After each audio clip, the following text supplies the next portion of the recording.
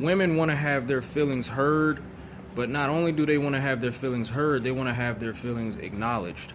They want to know that you actually give a damn and you understand where they're coming from. What I found interesting though, like when I'm dealing with women, at least the women I've dealt with emotionally unavailable women, emotionally vacant women. That's disturbing because a woman is supposed to naturally be that feminine spirit that is in tune with her emotions. But there's a lot of emotionally vacant women, and that tells me we have a lot of damaged women.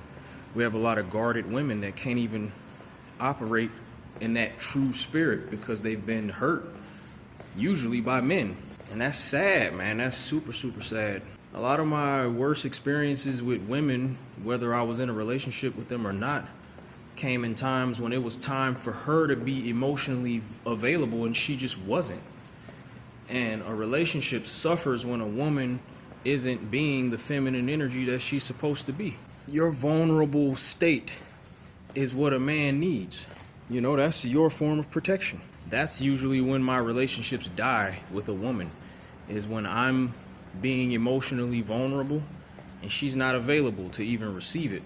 So it's like, what are you supposed to do at that point? There is no relationship where your emotions are not validated or heard. Men need that just as much as a woman, especially an emotional man like me. It ain't even about having the feelings reciprocated. Let's say I feel a certain way about a woman, but she doesn't feel the same about me. That's fine.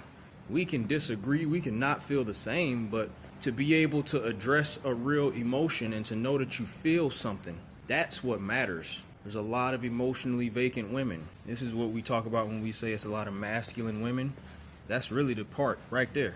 But I know it's trauma related. That's why I always take the accountability back on men to just be better men and to lead and protect our women better.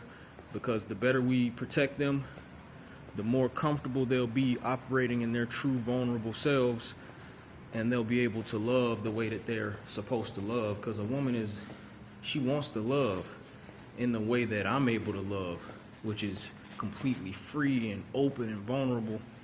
But because men are not the weaker species, as far as like, we don't get taken advantage of as much as a woman does. Women are a lot more fragile and vulnerable in this world.